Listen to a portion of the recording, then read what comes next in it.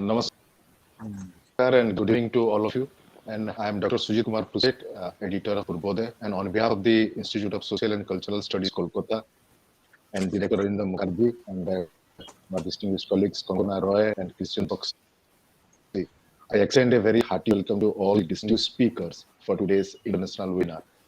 Uh, Very special welcome to Professor K. Malhotra, sir, Member Secretary ICSR, Dr. Satyavati Chakraborty, General Secretary the Asiatic Society, M. Siddiqui, Legal Consultant Bangladesh, Dr. Asutosh Misra, Editor-in-Chief, India News, Australia, Mrs. Sarmila Purohit, Visiting Faculty, Calcutta University, and Sri Sunil Panaik, Director Research, Odisha Maritime and Southeast Asian Studies, Bhubaneswar.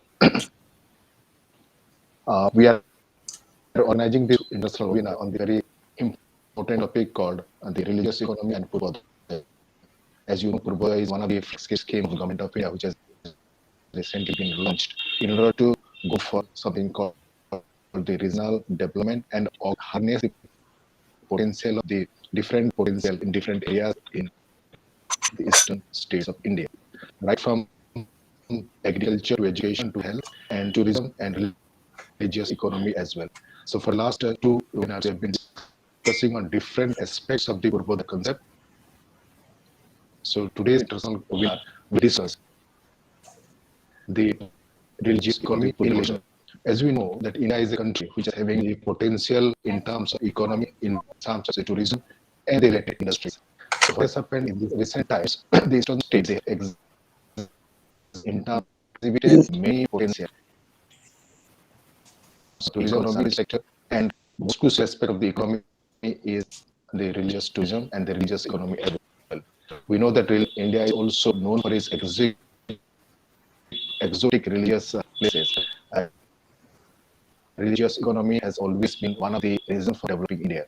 India has got very diverse resources, be it culture, be it natural or intangible heritage. There is a new concept that is coming of the intangible heritage along with the tangible heritage monuments. So they all play a very significant role in the socio-economic development of the nation. So far the development of India is concerned, the growth story will be incomplete without the growth of something called the eastern parts of Islam. Purvodhaya is a scheme in order to harness the potential and augment the potential in the critical areas. Similarly, in this way, religious economy is an economic enabler. At the same time, it is also a tool for balanced economic growth. So it's a enabler.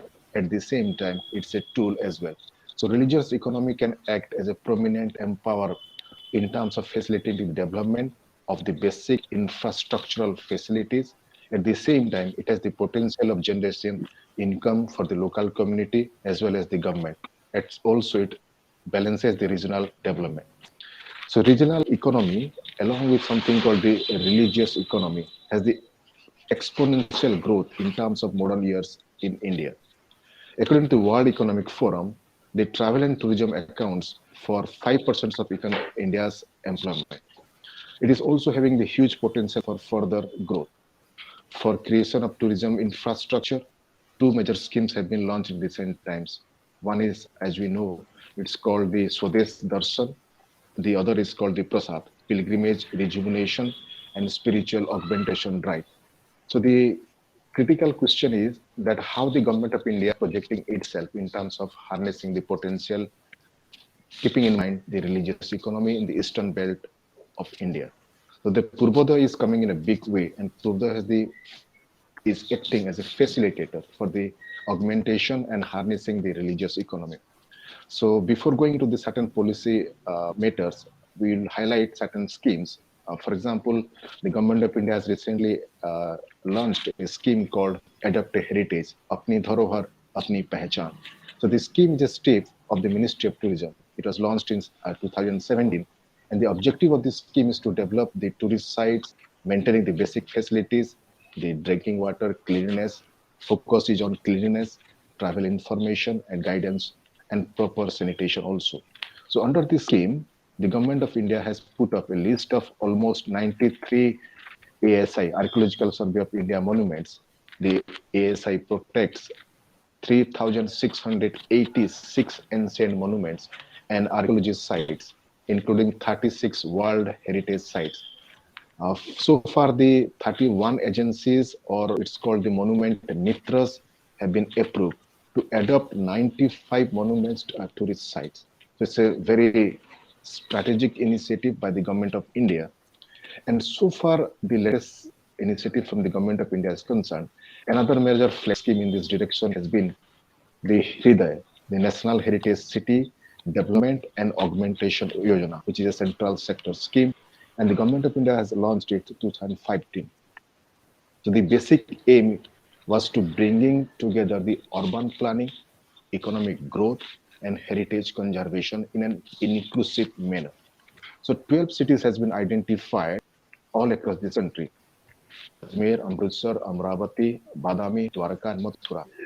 So far, the eastern belt is concerned, there are six cities like Gaya in Bihar, Kanchipuram in down south, Puri in Odisha, Varanasi in Uttar Pradesh, Belarkani, and Warangal in Andhra Pradesh.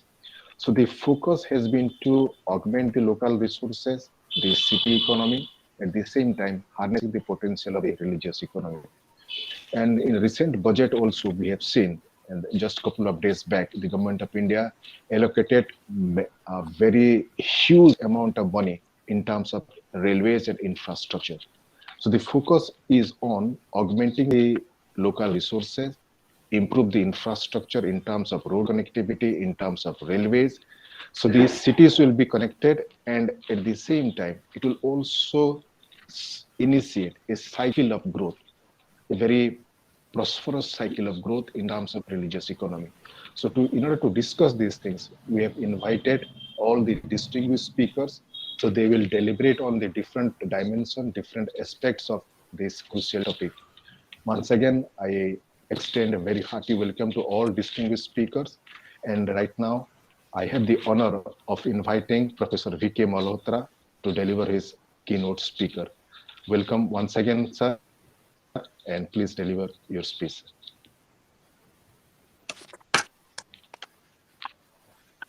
Thank you, Dr. Sujit Kumar Pruse. I hope I'm audible enough. Yes, sir. Right. And I look at it, the program, and there are a number of speakers who would contribute towards this very important theme, which is somewhat unusual also. So let me compliment Institute of Social and Cultural Studies, Kolkata, for taking lead in organizing this program, this webinar on religious economy and Purvodhaya. I could see number of prominent people who are there with us and who would be sharing their views, and namely Dr. Satyabrat Chakrabarti, General Secretary, the Asiatic Society, Dr. Sharmila Purohit, Dr. M.S. Siddiqui, Shri Sunil Patnaik, Dr. Ashutosh Mishra, uh, and the faculty and maybe experts and interested scholars from different parts of uh, the Purvodaya, the East India, in fact, who would be participating and joining us on this occasion, and they might have certain things in their mind also. But because since this topic is unique in certain ways, it tries to combine two ideas: the idea of Purvodaya with religious economy. I'll be spending some initial time on Purvodaya first and will come to religious economy afterwards. We know that the present Minister of Education, Sri Dharmendra Pradhan, unveiled the mission Purvodaya in January 2020 in Kolkata. And the mission was largely with an idea to increase the steel production capacity in India, combining eastern states of India, namely Odisha, Jharkhand, Chhattisgarh, and West Bengal, and northern part of Andhra Pradesh also, which collectively hold 80% of India's iron ore, 100% of coking coal, and a significant portion of chromite, bauxite, and dolomite reserves. We know that the basic idea is enhancing the capacity the steel production capacity of India and taking it to 300 million ton level by 2030-31 from the present level of in terms of production 105 million tons, and in terms of existing capacity which is around 140-145 million tons. We know India as a country is the second largest producer of crude steel at the moment, following China, which produces 165 million tons, which is 56% of the total steel production in the world. And then we have European Union, which produces almost 139 million tons of the total crude steel production in the world. But since European Union uh, is a group of many European countries, so as a country, India is second largest producer of crude steel. And presently, our share in steel production is around 5.5% of the total global production, which stands at 1877 million tons.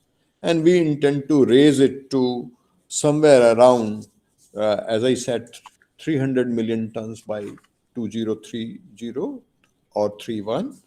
And in that sense of the world, we'll be taking it to 7% of the total steel production in the world.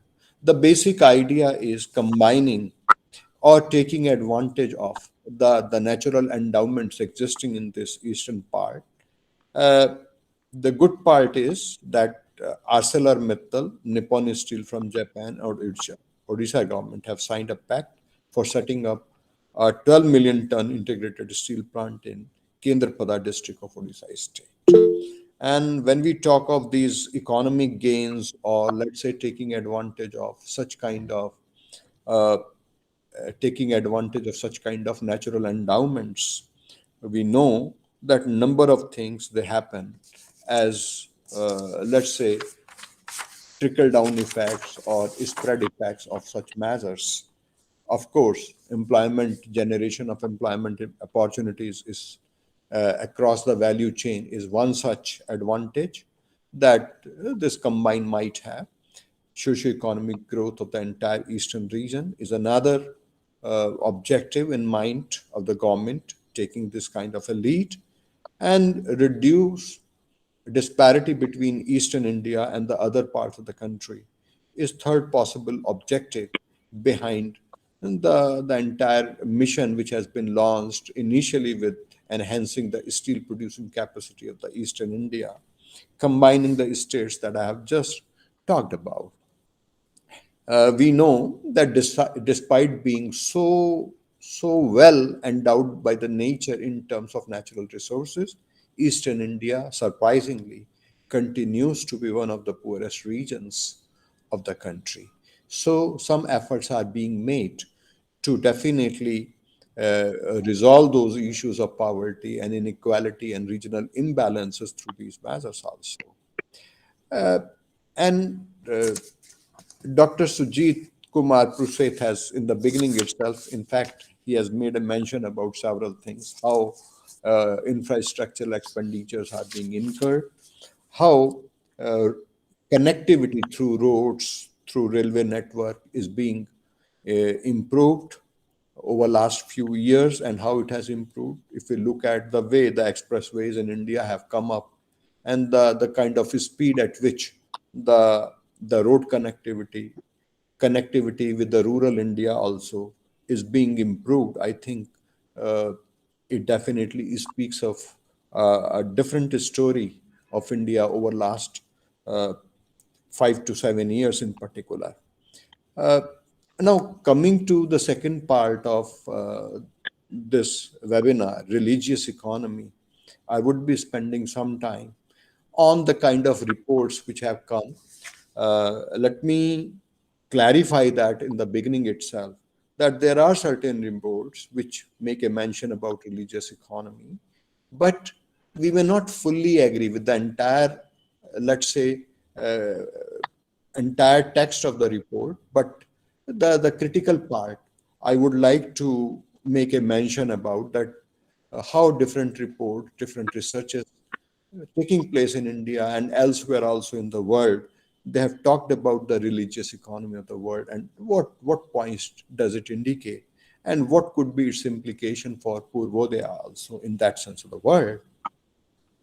Uh, there is a report from World Value Survey, and it's a survey report, in fact, which has tried to capture the period and the importance of religion in Indian context from 1900 to 2000. Uh, they say that 90% of the respondents in India, they rate religion as very important.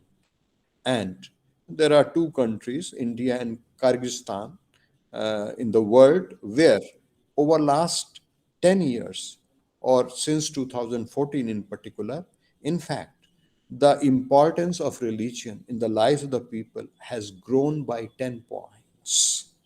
So, along with the growth, the people's deep, let's say, faith in religion has also shown some increase or improvement. Uh, it can be interpreted both the ways. I'll come to that point a little later, which would be another theoretical dimension of the whole issue. There is a book called The Economics of Religion in India, published by Harvard University Press.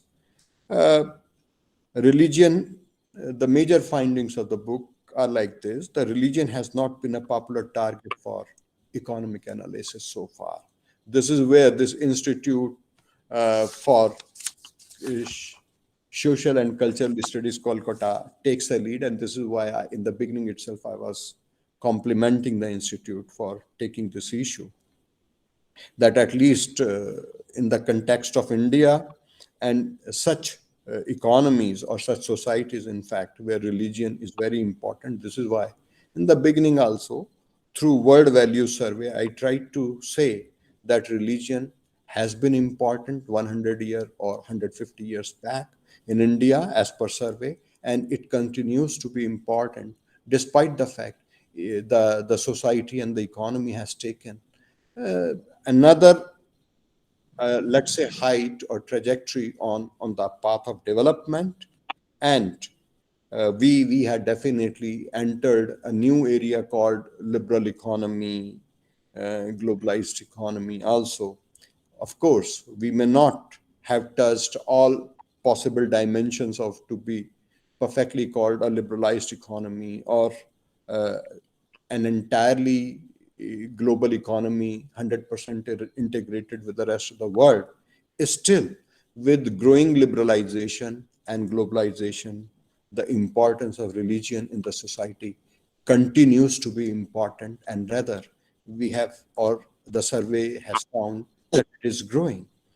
So religion, many of us, uh, we have an assumption kind of a thing which is not well supported by the kind of evidence that exists before us, but which is well captured by the kind of studies that I'm trying to quote from.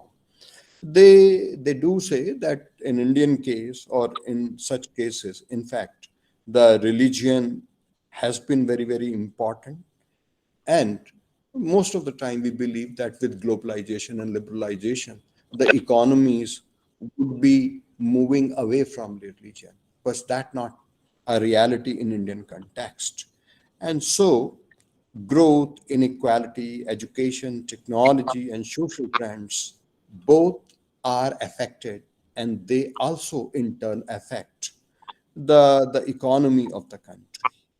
Uh, a survey was done on 600 religious organizations in 7 states of the country, and they they they did find that it reveals that religions in Indian context, they interact with social welfare and also politics in the society. uh, Religious organizations increased their provision of services, and the report says that compensating for the retreat of the state, though on this point, as far as its finding is concerned, I differ slightly, for the reason that I see that, well, when I see the welfare component of the government expenditure, we notice that it has been increasing over time. So religious organizations play a positive role in India's socio-economic development. This is the finding of a research, and women's participation in religious life is also on the rise. Uh, they also find that there were times that colonizing powers of Europe incorporated the Christian church's civilizing mission to justify the capture of lands that did not belong to them, the subjugation and oppression of people whose cultures and languages were foreign to them, and exploitation of resources to fatten their own coffers. So, on the whole, this report amply establishes the kind of relationship that we have in our own context and the way the foreign colonial powers have also used at different points of time religion to exploit other for their own economic gains. I read from I read from the findings of another important study on religion and economic activity in India, a historical perspective, uh, published in the American Journal of Economics and Sociology.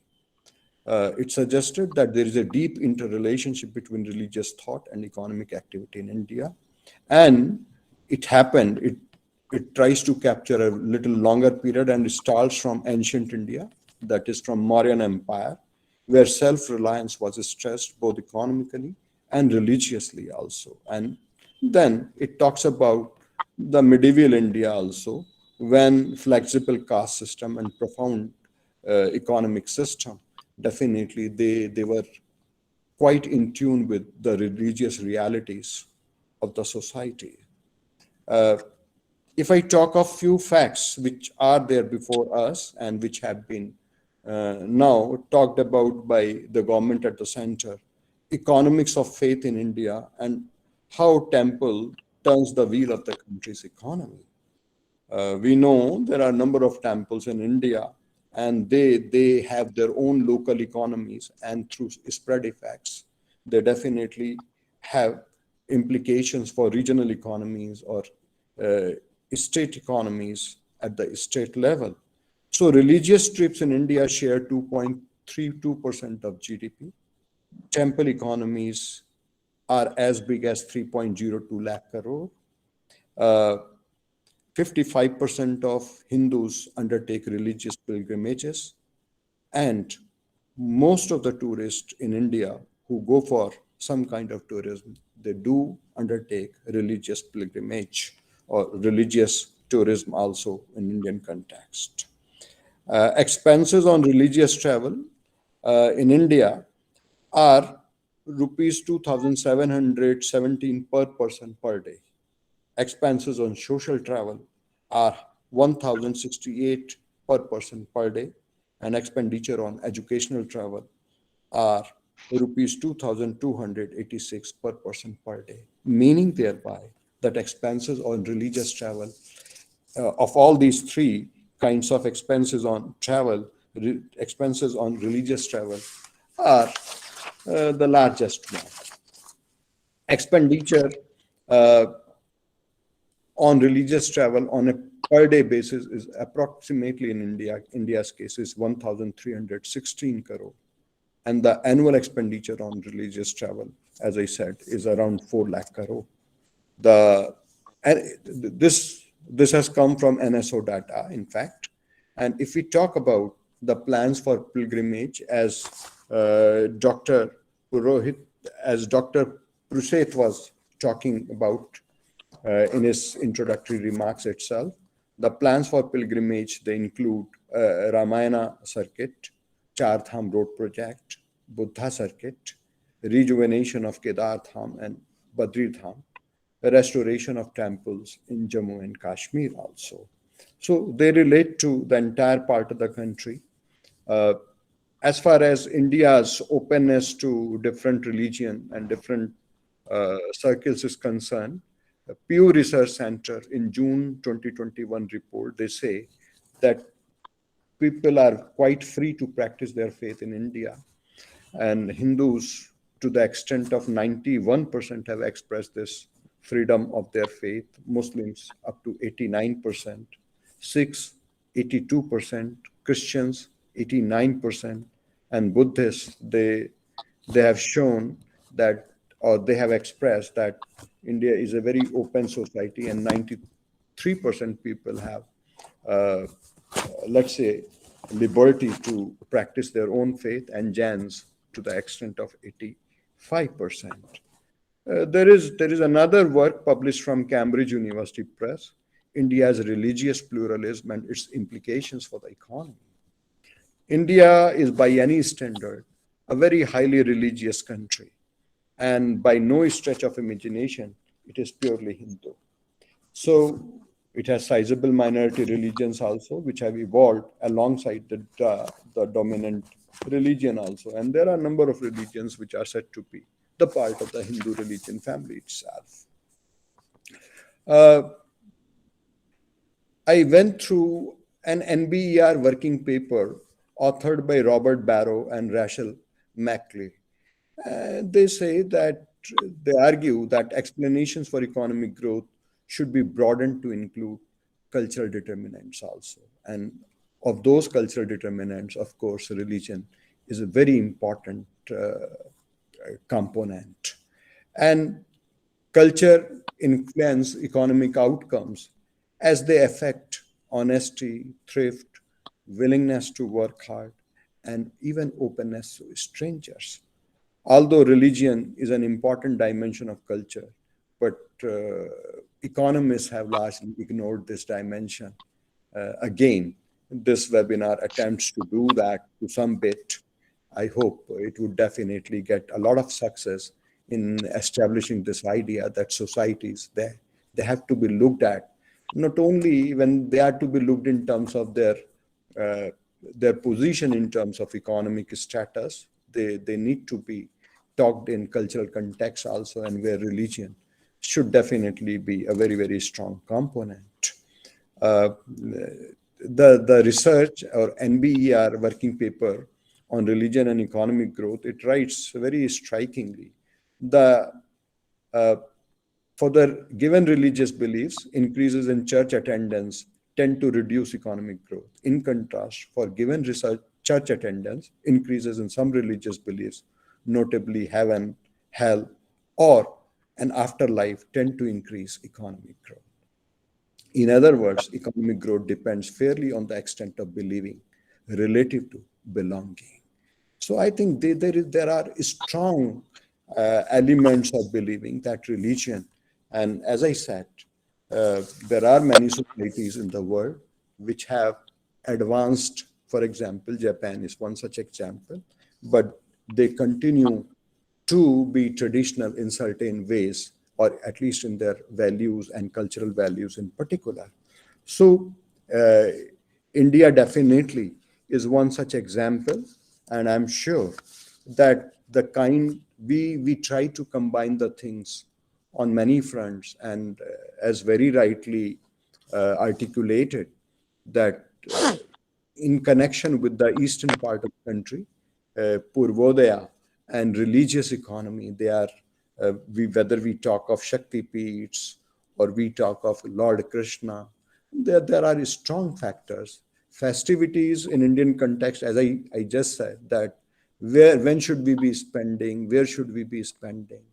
In our case, more than state capital, we always believed in communities capital also. And that those ideas were largely drawn from our deep belief in our own religion and the community wealth creation, and which had a very deep impact of our religious belief, uh, meeting people together at one place, talking about the social and the community kind of things, and thus creating the community wealth. You can, if any account is prepared on the community wealth in India, I'm sure that it would be larger than any kind of estimates that we might have. And it is largely a creation of these kinds of religious beliefs and cultural beliefs. I'm sure that with strong connections among ourselves uh, in terms of religious beliefs uh, and cultural আমি practices, একটু আছি। festivals and fairs also. which have definitely in the past and historically also shown us a light that what should we be doing and what should we not be doing, where should we be spending on our own selves or on wealth creation for the whole nation and the community or the society.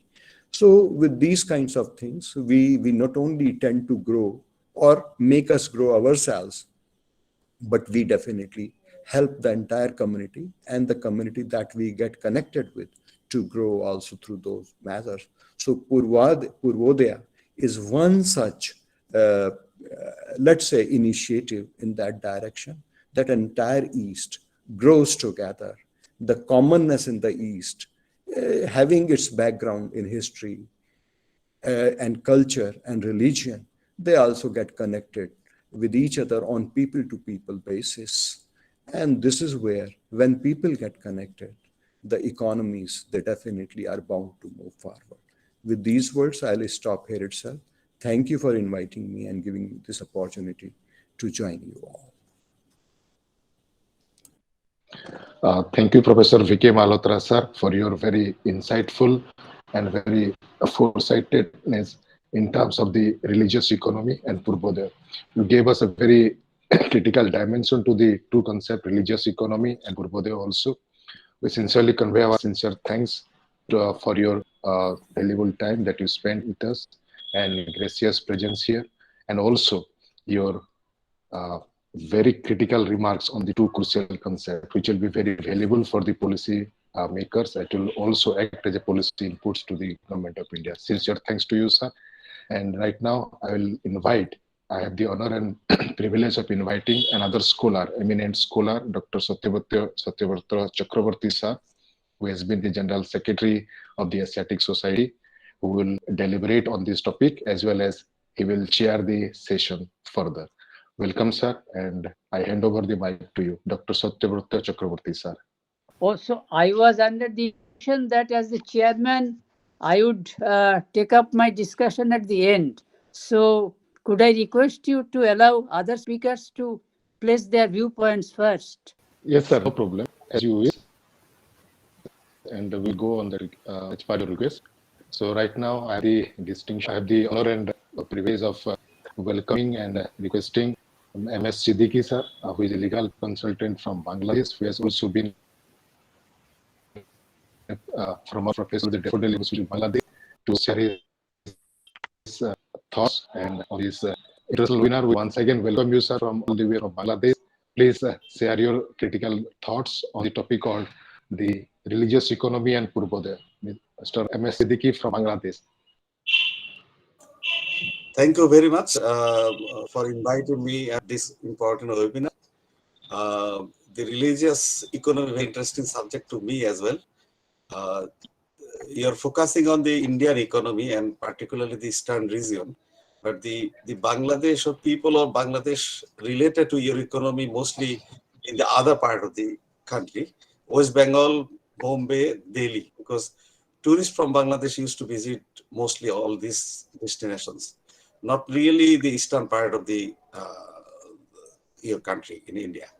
So uh, Bangladesh is sending the largest tourist to India, because they just only last year means before pandemic, they replaces US tourist, particularly in numbers.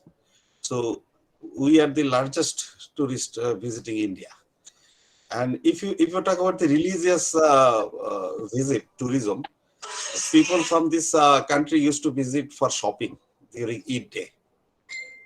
The Muslims, I'm talking about the Muslims. There are 1 crore Hindu here. So they also visit, but I am trying to focus on the major part of the citizen and Muslims. They used to visit the temple, the Mazar, say particularly the western part of the India.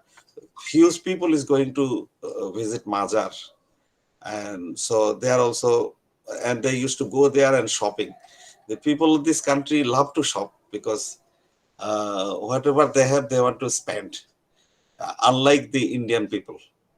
So another aspect of our visit is the medical tourism.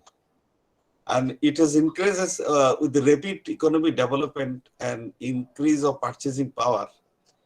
Bangladeshi people started shopping in India, Thailand, Singapore, etc.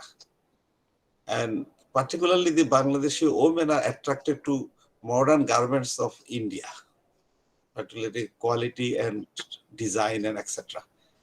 So, on the other hand, the Bangladesh market also full of Indian garments.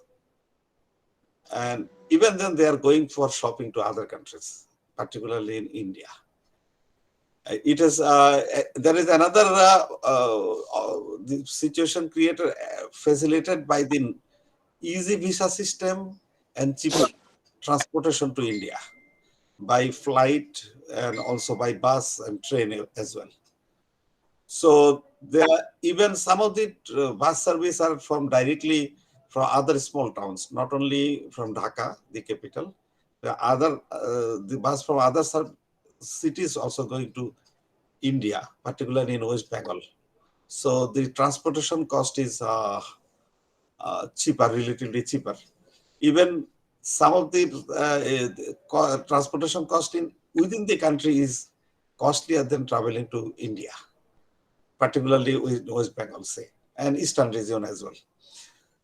So why the women particularly they love Indian garments because of the low cost and high quality. And there is another aspect is the import duty in Bangladesh is very high. So if they travel to India and buy some product, some garments and come back in luggage with luggage, then they are not paying any tax. In that case, the cost of the Indian garments relatively cheaper for the Bangladeshi people to buy from any part of the India. So if those who are living in Kolkata, you can imagine that uh, people people of Bangladesh they used to they love to go to Kolkata because New Market is almost what they say is 90% of the profit they earn. The shopkeepers in New Market they says they earn from the sales to Bangladeshi people. And during the normal time, the visitors in New Market is 25,000 Bangladeshi buyers every day, particularly in New Market. And not only the New Market, the other surrounding area of New Market, Muslim dominated, say, Mirza Galib Street, Mollik Bazar, Belgachia, New Market, Streetpur, Taliganj, Antley and Anwar Shah Road, Raja Bazar, etc. All they used to make some makeshift. There are many makeshift temporary shops targeting the Bangladeshi customers, and they are also going to other market and in the brand shops to buy different garments, particularly garments. And there is a new concept also here: border hut. People from the Bangladesh, seller from Bangladesh and India, and buyers meet at the border hut weekly, twice or thrice, so they can buy.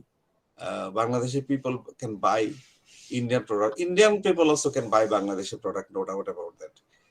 And according to the statistics of the Indian High Commission, usually they used to issue around the available uh, visa holders are around 1 lakh. And additionally, they used to issue visa for 1 lakh people during Eid festival. It is the statistics of 2019, just before the pandemic situation. So if the people here uh, spend US dollar 2,000, it's the average, then they are spending 300 crore US dollar for shopping, food, lodging, etc. Now you can have an idea how much is the contribution of Bangladeshi Muslims in Indian economy. To whole economy is very big, no doubt about that. But considering the people and economy and purchasing power, and also they replace the United States as a number one tourist visiting to India. And if you again look into the Bangladesh market, 45% of the clothes are from India and Pakistan. So 50%, 50 around 55% garments stitched here in Bangladesh. And there is a fascination in Indian and Pakistani garments is like that. If they see that made in India or made in Pakistan, they love to buy it rather than the local brand. It is the unfortunate culture of Bangladeshi people, particularly the women. I'm sorry, my wife is here also. He is listening to me. I don't know what will happen later on. And and it, another part of the religious economy is that the cattle from India, they are buying from during Eid festival for slaughtering. And usually, the statistics before 7 or 8 years back, there is a statistic that around 20,000 to 30,000 cattle every day uh, transported to Bangladesh from India. It is either official, formal, or informal. But during Eid festival, the number is few lakhs, uh, 9 lakhs total, 9 to 10 lakhs cattle we need for slaughtering during Eid ul Adha. But during in 2014, after the BJP government came into the power, they imposed restriction on formal or informal uh, transfer or sending in sending to Bangladesh all sorts of animal. And by 2019, according to government report of government of India report, that 96% of this sale, formal or informal, they have stopped. And interestingly, this ban has came as blessings in disguise for the Bangladesh. Now Bangladesh is almost self-sufficient in cattle production. And although the cost of local cattle is high, even then they are becoming habituated with the local cattle. Although there is a market is Bongo Bazar in Dhaka. These are the left out from, Bangladesh is the second largest garments exporter in the world after China. So there are lots of millions of dress left out, uh, technically rejected garments. Those are very cheap. So there is a market, namely Bongo Bazar. It's famous for these rejected garments. Although those are rejected, but quality is very high. Many people from India, particularly in eastern part of the India, Nepal and Bhutan used to come to Bangladesh to shop here. So definitely maybe during Puja, they are coming here. We don't have statistics. I don't know about the what is the size of the market. Good news for you, particularly the Indian people, that Bangladesh will remain a very attractive market for garments and cosmetics in future also. That's why I can tell you around 5 or 6 Indian cosmetics manufacturer started their manufacturing plant in Bangladesh. So made in India or brand from India is so popular here. So uh, I am sure the Bangladesh market will remain attractive for the Indian manufacturers, not only during Eid, because actually Eid is the one of the largest economic stimulus in this in Bangladesh. It is not only it is a religious program. Now it has become a festival. So the people used to not only buy garments, everything. Even they buy car during Eid festival. They used to give. I saw that the husband used to give car to wife during the Eid festival. So definitely, it's a good market for India, and we'll continue go to India for shopping. I mean, this market will gradually increase with the rapid uh, development of Bangladesh. Thank you very much.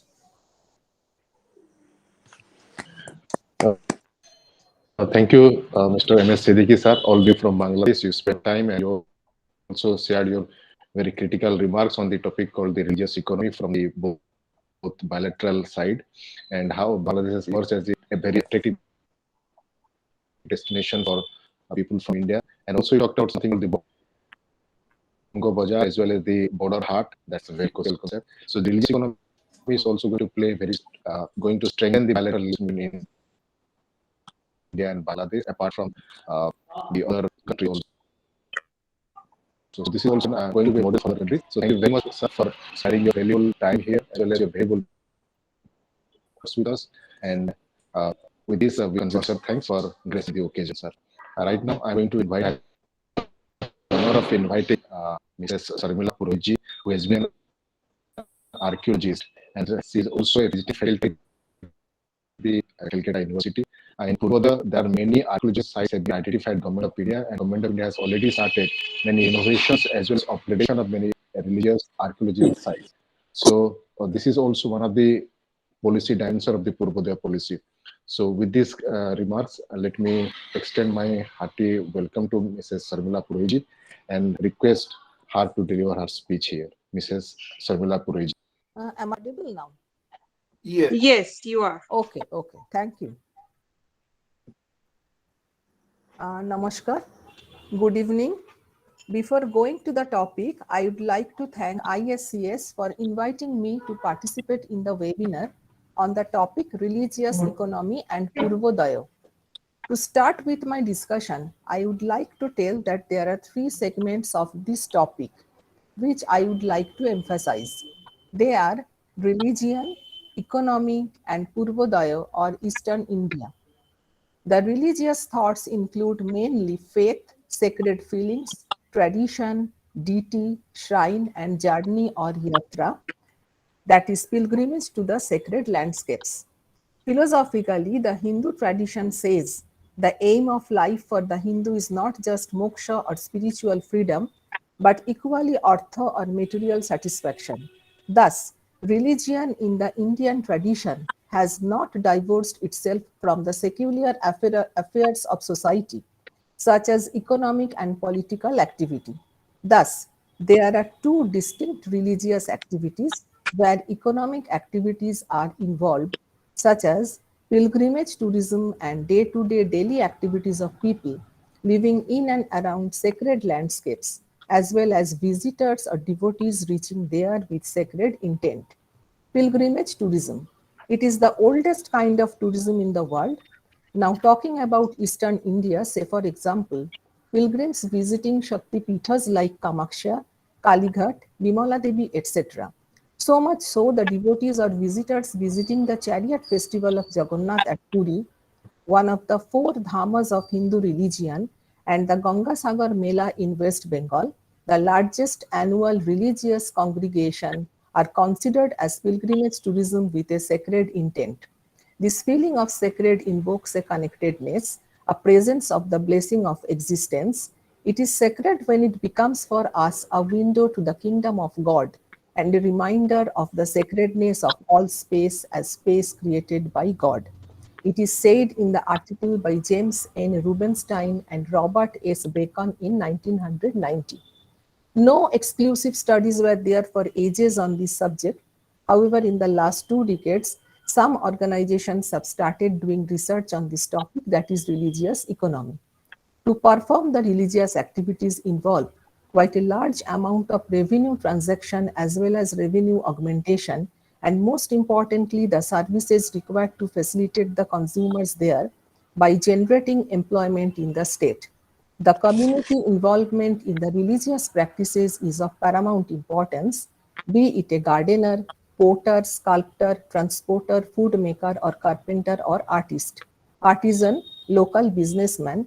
Everyone gets a share from the economic activities by the visitors as consumers. Now we will see how various activities are connected with sacred destinations. Devotees spend a lot for temple activities like offerings on occasions and rituals, such as they buy flowers for offering to the deities, they donate money and gold and many precious items on donation to the temple, give money to the priests, astrologers, they buy prasadas, clarified butter and oils for various kind for lighting of lamps, earthen and metal lamps from the potters, saris and jewelries, etc. Sometimes the visitors take escorts and guides to whom also they pay. So, all these activities are connected with economic activities. People earn a lot and the state earns revenue by this activity of the visitors. So, calendar year of activities help people of different professions to earn money throughout the year, which also generates state revenue. Now, one thing is very important for the economic activities connected to a religious place, that is three landmarks with the alphabet A, that is access, accommodation, and attraction. Access meaning all types of transports. So, the transport sectors of the country, state, and the localities earn revenue. Accommodation includes dharmshalas, paying guests, hotels, and lodges to the star hotels, which augment huge revenue because of the tourism activity. Attraction includes different places of natural, cultural, and historical interests where people visit and local people earn money by facilitating the requirements of the tourists. As far as the revenue earning is concerned, the souvenir industry is connected with religious places, not only improve the livelihood of the communities, but also helps in revenue generation. For example, the local crafts and creative art as souvenir is another revenue generation, facilitating various community for their livelihood. Hence, the Prime Minister's vision of local for vocal for promoting local industries. The famous Photochitro, palm leaf carvings, applique work, painting on tasar clothes originate from the religious practices in the Lord Jagannath temple of Puri. In ancient time, people believed a pilgrimage to Puri is not complete unless one carries a piece of Photochitro or an applique work with them.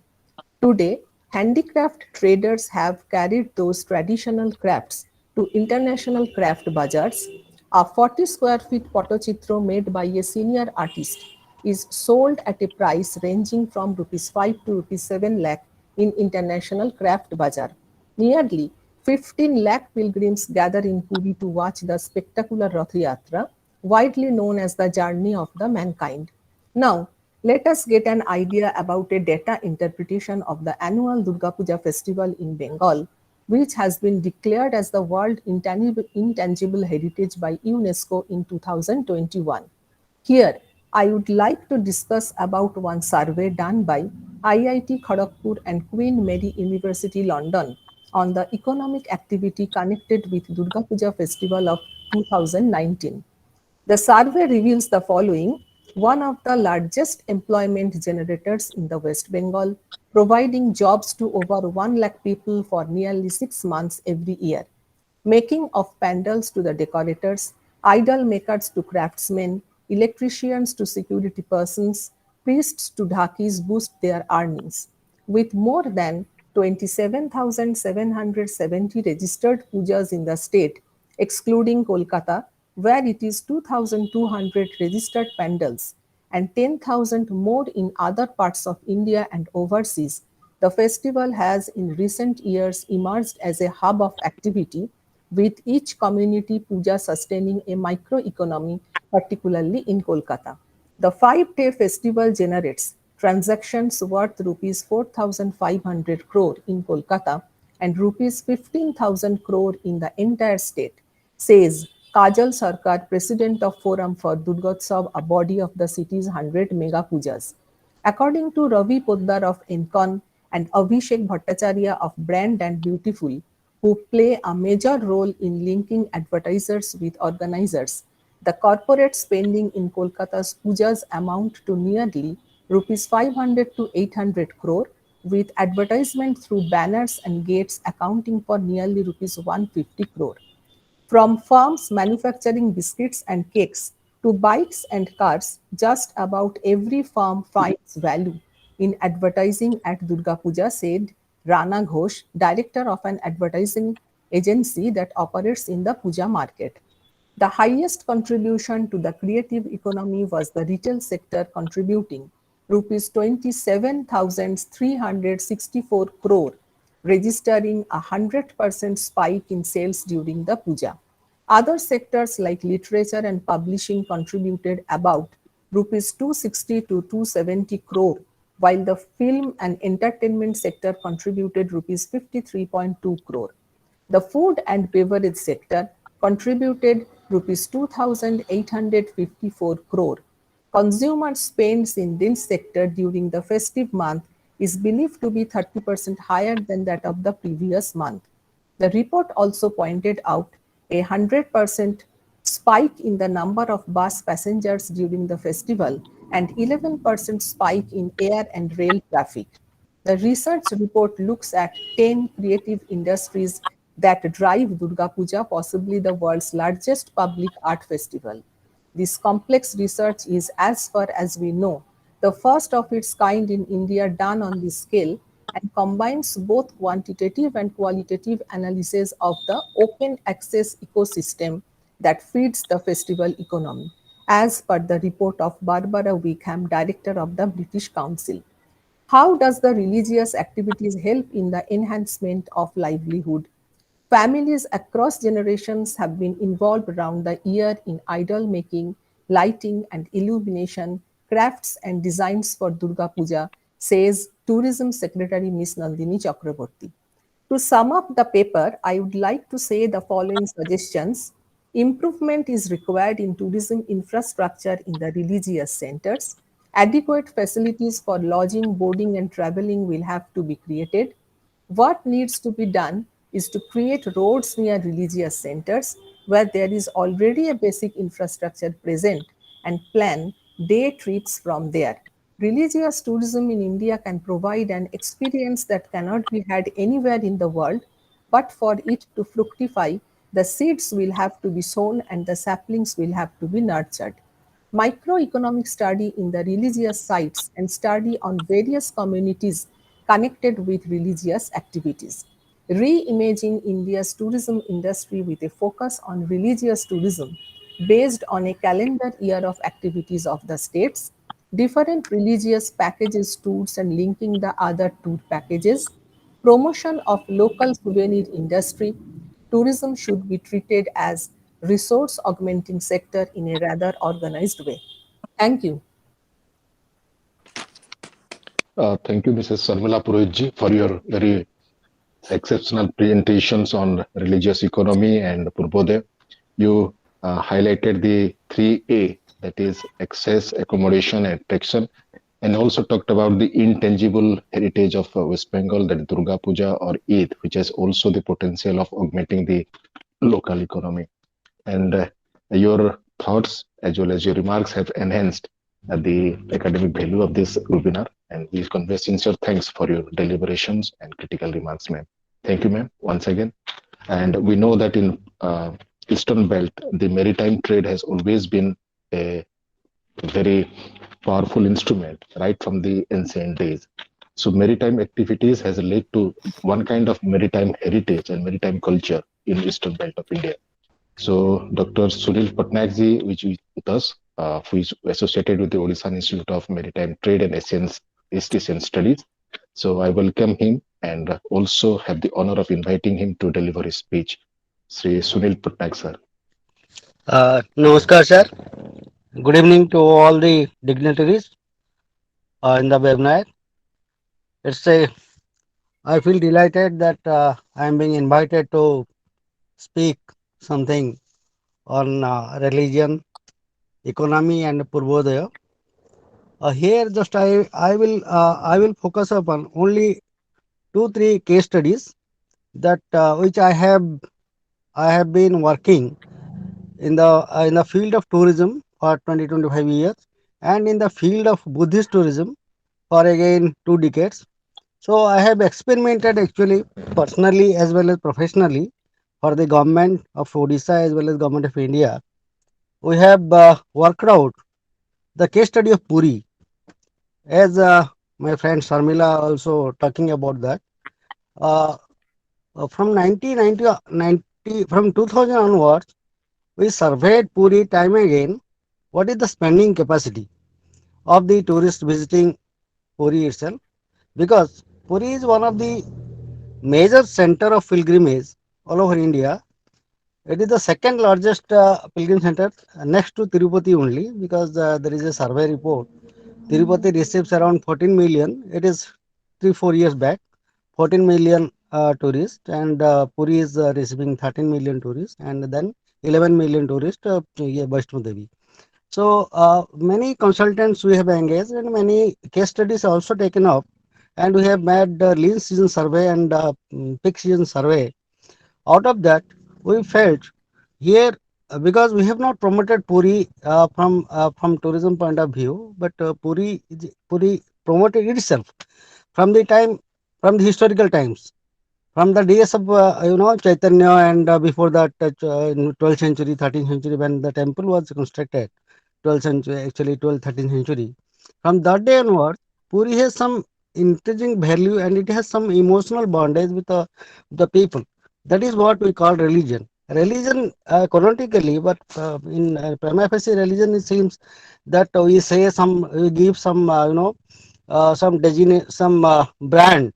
We are Hindu, that Muslim, that but that is different. That is a religion, in so-called religion. But in emotional bondage, there is emotional bondage of human being, that we have to go somewhere, we have to worship something. Worship means it comes automatically to our mind, because we see when our people, in ancient times, all that, we see rain, we see water, we see the sun and all that. We could not understand it, but we started worshipping that.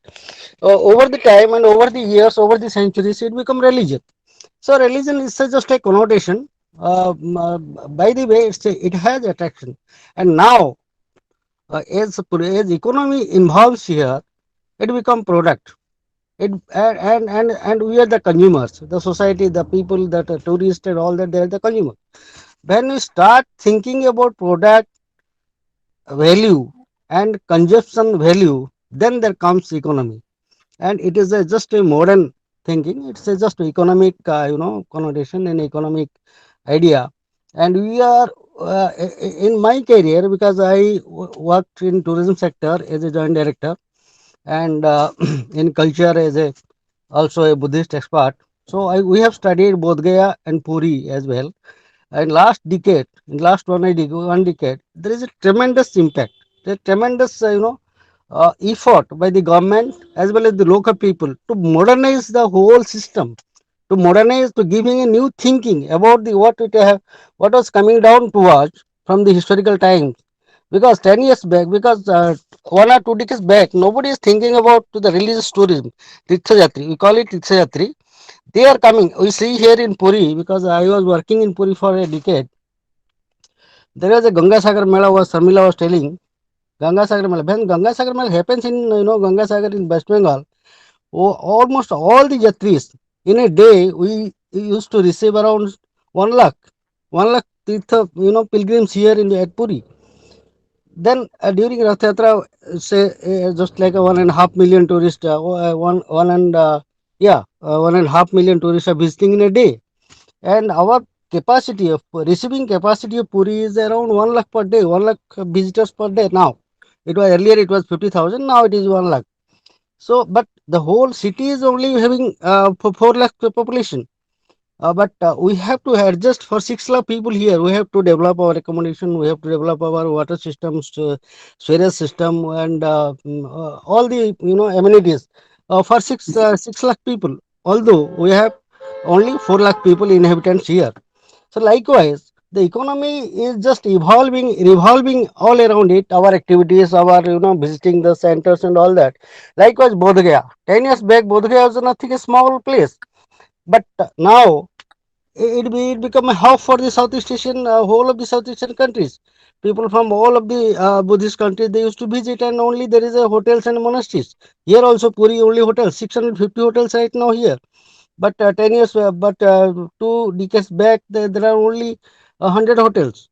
And before that, it started gradually developed, and tourists are increasing. But due to pandemic, from 13 million tourists to it reduced to 3 million tourists now. So there is a kind of mechanism that continues with us. Now we have to package itself by involving, by developing our policies. What exactly I see as this institute is thinking upon, what I used to understand that, and the government is also giving importance on that. Now this economy was, nobody was there thinking of, nobody was taking care. Now we have to take care. We have to plan and formulate policies for that, because we are thinking, what Sir was telling, we have raw materials of steel, we have raw materials of mining. Mission is that. So this eastern belt, actually Odisha, West Bengal, Bihar, even Andhra Pradesh, these three four states, it will give a it will give a jump if we actually start thinking upon that and implementing the thing in a proper way. It will connect to just our neighbor Southeast Asian country, Indonesia, the whole the developing country. And there is a connection, and people are coming and coming frequently, and we are also visiting that. But here I just give another example. We are thinking in the initial days, we are starting develop ecotourism sites, we are starting developing entertainment tourism, all that. But mass consumption is only happens with the religious tourism. Mass consumption, we used to get lakhs of people. But if you start, you are thinking to attract lakhs of people in other sector, suppose entertainment sector or any ecotourism or any other kind of tourism, that is very little, very less, and investment it is more. But in religious tourism, investment is nil, because people automatically, people out of emotional bondage, they used to visit the states. So the sites. That's why Puri survives, Bodh survives, Banaras survives right now from time immemorial, and Devghar is also there in West Bengal. So all these things, and Kamakhya in Assam. So there is a, it's a current. There is a mine behind in our country, and just you have to package, you have to mobilize the resources. Then it will give really Purvodhaya. Thank you very much. This much is my thinking. I just I extend my wholehearted thanks to all the participants and to the institute as well. Thank you. Thank you, Sunil Patnaik sir, for your very precise and concise deliberations on the concept of religious economy and Purvodaya. You really rightly highlighted that the Buddhist circuit in uh, Buddhist circuit in Gaya, then the Puri Jagannath culture, as well as the Ganga Sagar Mela, they have the potential to augment the local economy.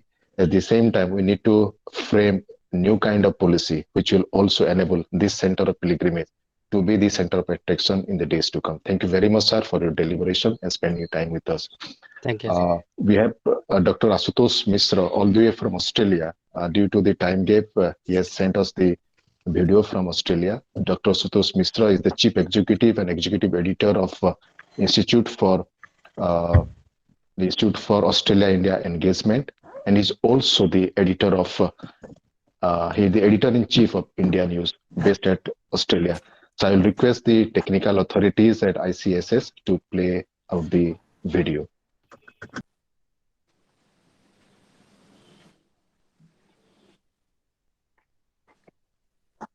Thank you very, very much for this opportunity.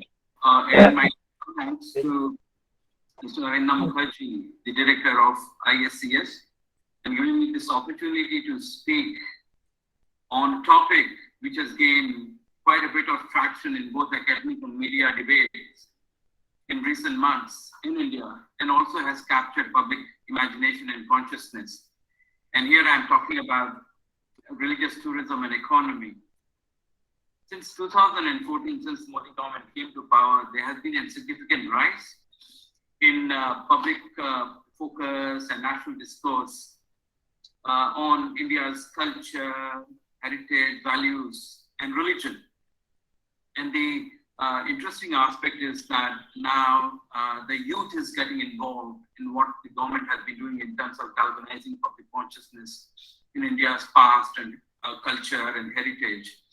And the party has, in particular, energized the Hindu consciousness, which has also now unleashed a range of development across India, and more so in centers of Hindu reverence and worship. And here, when I'm talking about centers of Hindu reverence and worship, of course, Uttar Pradesh is with 60 seats, over 60 seats in the parliament, is the jewel in the crown of the current government. And in Uttar Pradesh itself, we have seen there are various centers of learning. They have been over the years, but they have been more and more focused in recent years, since 2014, on these centers. For instance, the Prayagraj, formerly known as Allahabad, there has been a Kumbh Mela, which was organized in 2019. Then Ayodhya, of course, with the verdict on the Ram Temple, you are seeing a range of development, infrastructure, business, hospitality, a whole lot of developments are taking place in Ayodhya. And last but not the least, the Kashi. And when you talk about Kashi, of course, you talk about Kashi Vishwanath Dham and the Kashi Vishwanath Dham corridor, which was recently inaugurated by Prime Minister Narendra Modi. Having lived in Varanasi for over 25-30 years, I have seen the metamorphosis the city has undergone in the last 7 or 8 years, and I'm speaking from personal experience.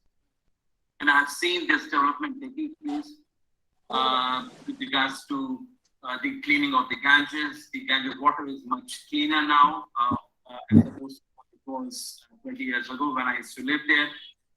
The beautification of the Ganges ghats, the decongestion and regulation of traffic in the old city where this temple is located is another form of development that has taken place in Varanasi in recent years.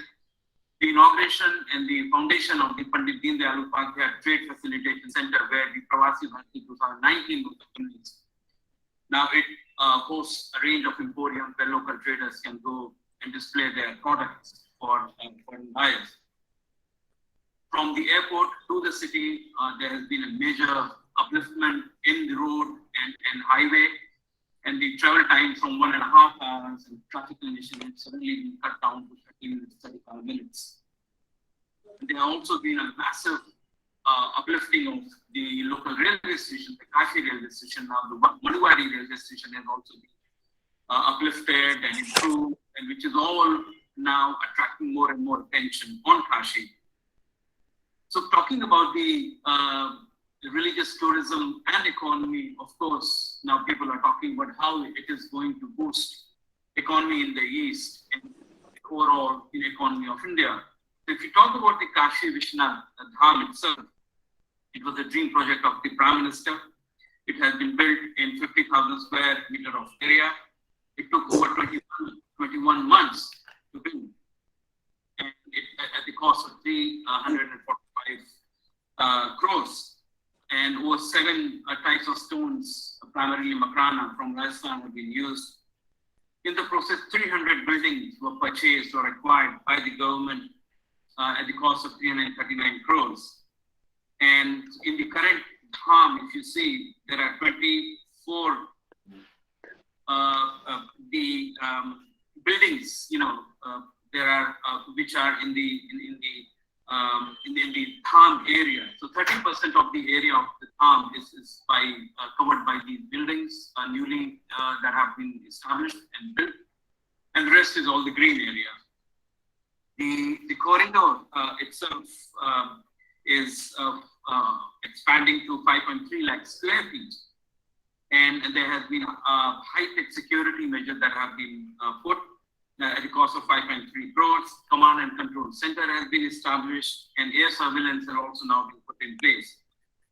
As I mentioned, in the process, over 40 ancient temples have been acquired. I wouldn't say rediscovered because they were already there, and they have been acquired. 80 steps and escalators have been now built from the Ganges to the Dham, so the pilgrims can go to the river and then come up to the Dham. The corridor itself for the parikrama is 80 feet long and 40 feet wide. It's really, really magnificent.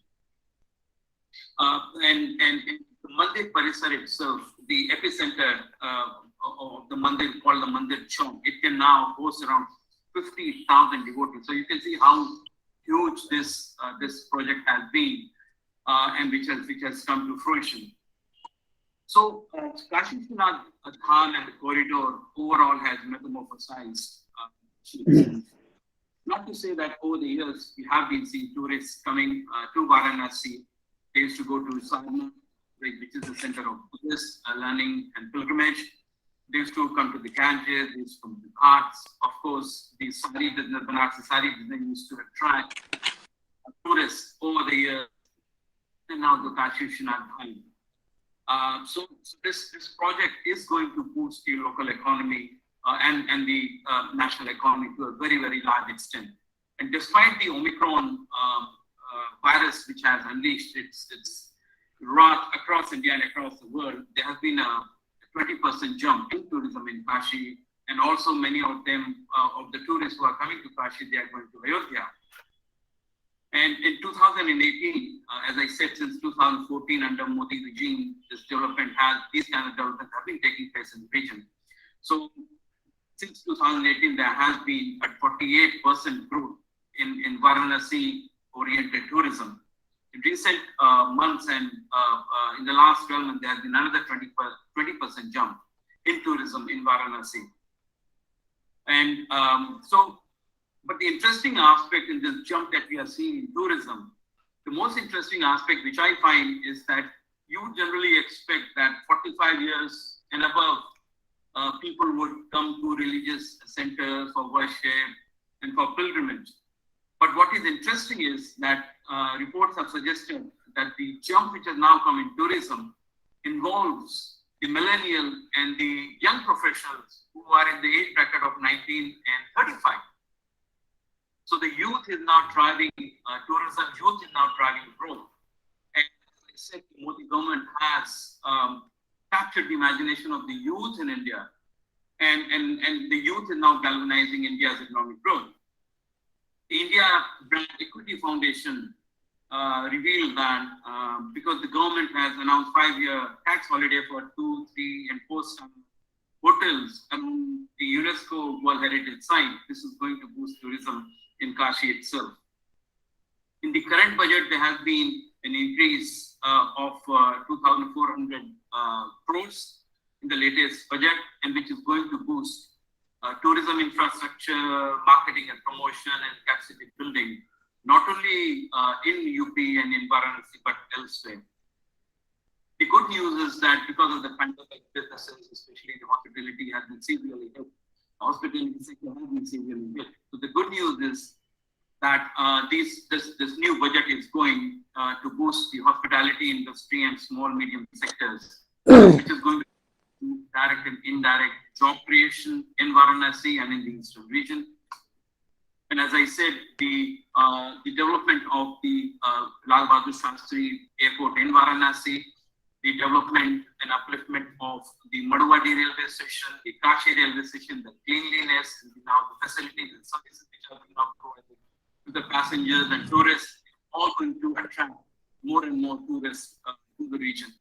Now, as more and more tourists come to the region, you will see jump in sale, so which is going to help the handicraft sector, which is going to help the local sari traders, which is going to help local businesses, the small shopkeepers who are in and around the Kashi Vishwanath Dham. So I think what has happened in the last 4-5 years, Varanasi is going to emerge as a center of religious tourism, combined with Ayodhya and Prayagraj, where Kumbh takes place. And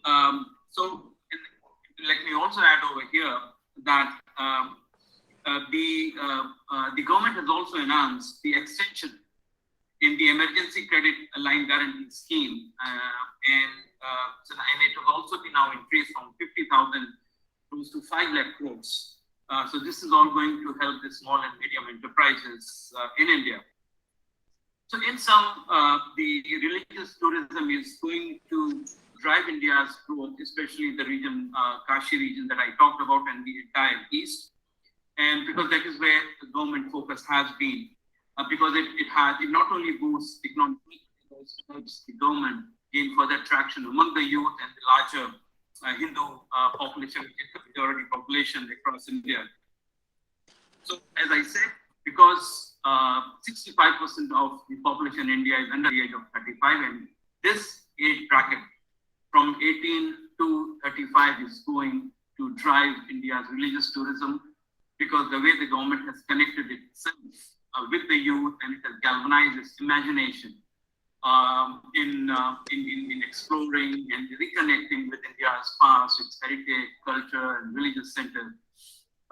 We only will see in years to come that religious tourism will be strengthened more and more, and is going to lead India's economic development in and around the centers of Hindu worship and religious worship in UP and across India.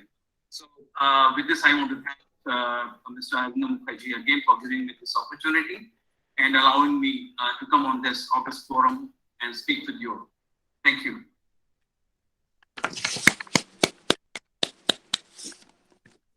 Thank you, Dr. Asutosh Mishra, for brilliantly capturing the transformation in and around Kashi and Banaras. And you also highlighted the different policy initiative taken by the government of India recently, like the upgradation of railway station, upgradation of civic amenities, upgradation of the airports, along with issuing of something called the credit to the needy people. And you also highlighted the role of the Banarasi silk into this religious economy. So thank you very much for sharing your valuable thoughts and sparing your valuable time also. And right now, I'm going to invite Dr. Satyavrata Chakraborty, an eminent scholar and General Secretary of the Asiatic Society.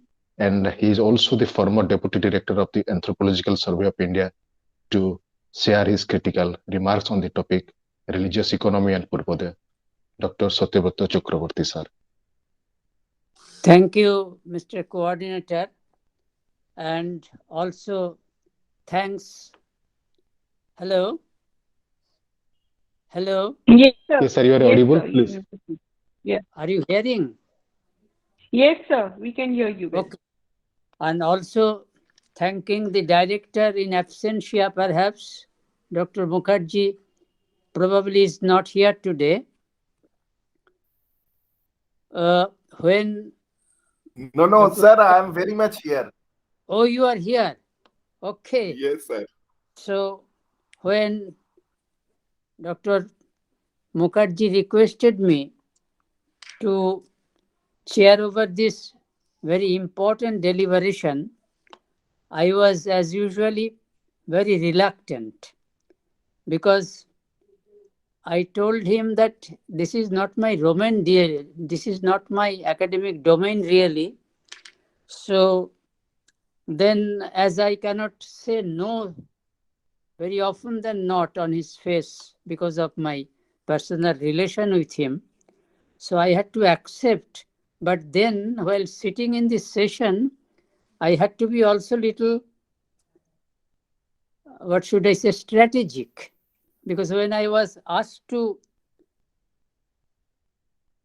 say a few words in the beginning, I refrained from doing that in the hope that let me first hear the viewpoints, what the experts are going to place, so that I can in the meanwhile form some kind of naive ideas so that I can relate at the end.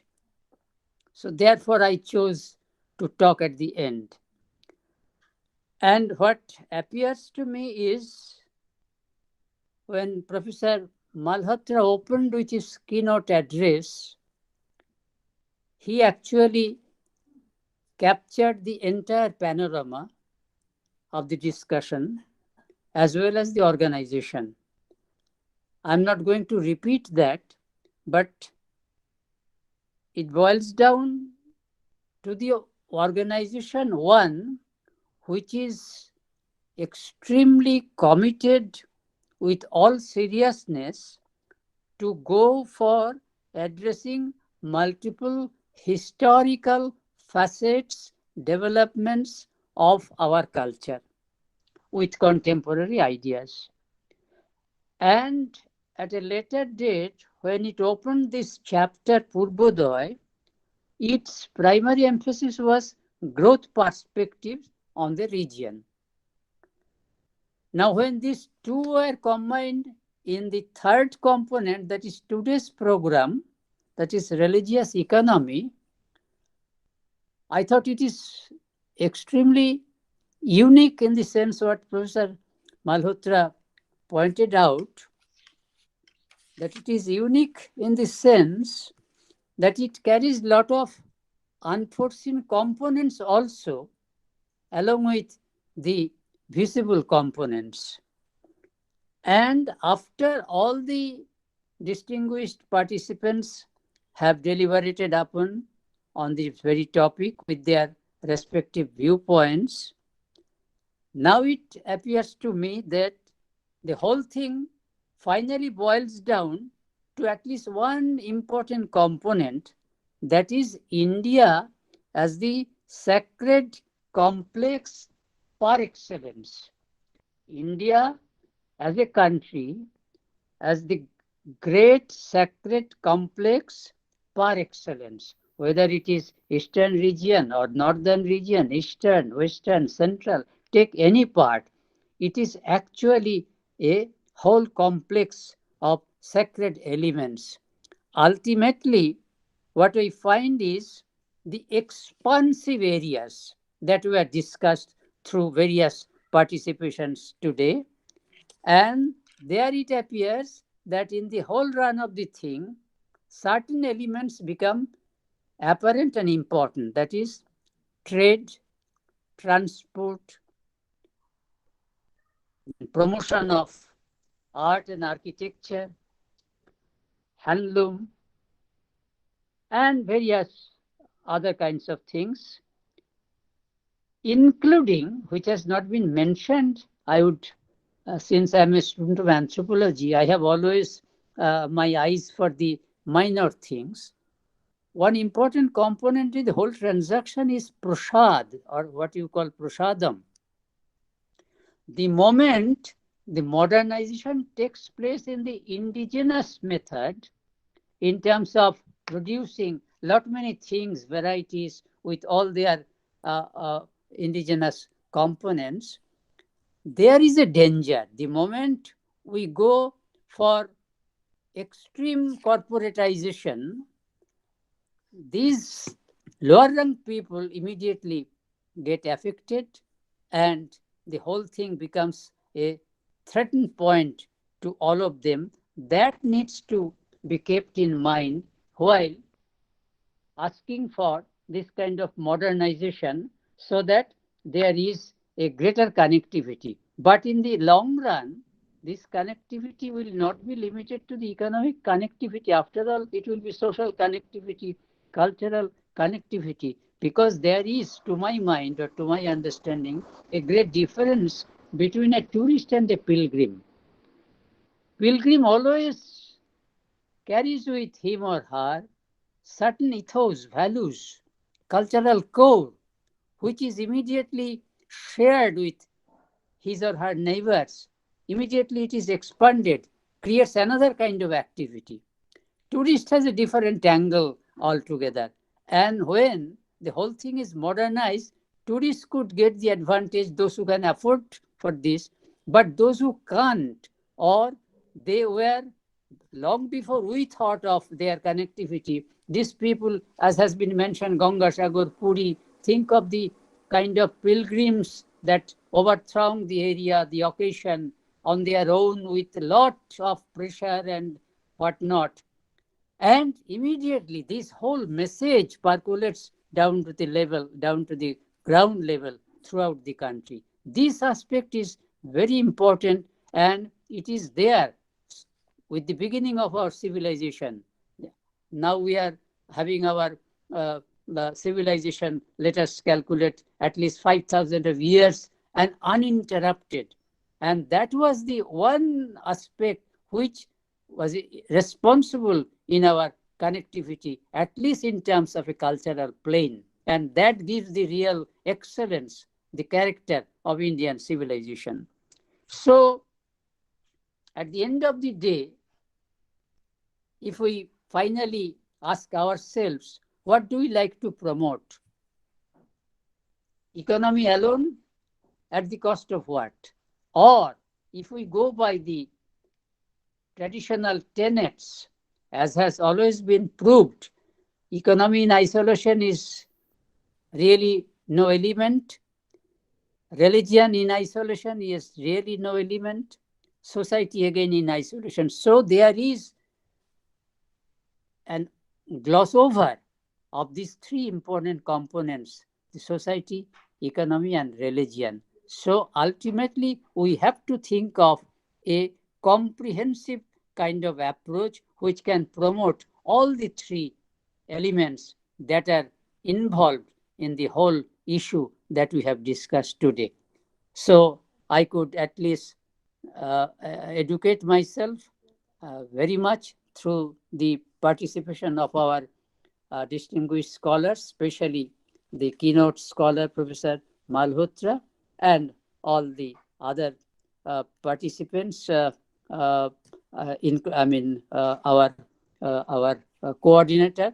Uh, in the beginning, he has made the whole thing clear, and in between, also in his intervention, I have found him very articulate in his conceptualization of the whole thing. So, finally, I convey my best wishes and thanks to the organizers and all the participants. Thank you very much. Thank you, Dr. Satyavrata Chakraborty, sir, for your very exceptional input to the concept called the religious economy and Purvodhaya. You brilliantly brought out the concept of the prasadam. At the same time, you brought out the difference between tourists and pilgrims. The pilgrims, as rightly as told by you, sir, they bring some cultural ethos and that connect the people from different parts of the world. And that is the cradle of the Indian civilization. And you rightly highlighted the three things that the economy, society, and religion must be brought together and the policy must be made in keeping in mind the composite culture of the three things. So economy cannot simply be grown on its isolation, as rightly said by you, sir. And we take your advice, your thoughts into policy inputs, and we sincerely convey our sincere regards for your valuable time and very valuable inputs also. With this, we come to the conclusion part of this webinar today. And on my behalf, I convey my sincere thanks to all distinguished speakers here and the audience also. So right now, I will request our colleague, Sri Kristendu Bakshi, to propose the vote of thanks with his concluding remarks. Kristendu Bakshi, sir. Good evening, everyone. Am I audible? Yes, yes, yes. Okay, okay. So it has been a great honor to be a part of this wonderful event.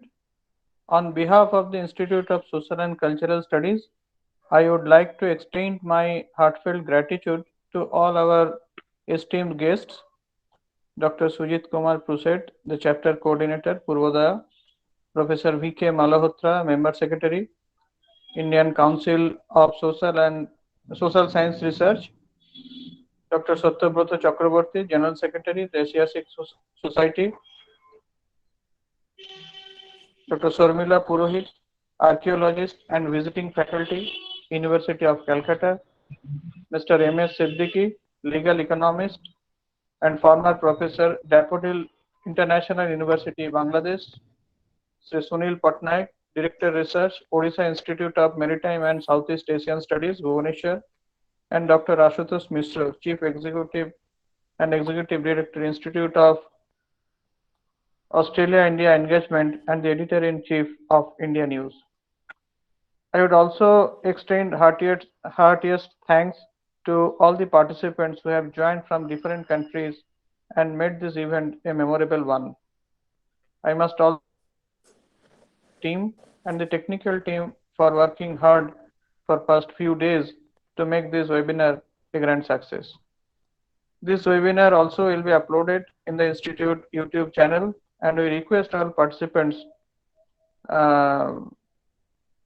to share it to their friends for more likes.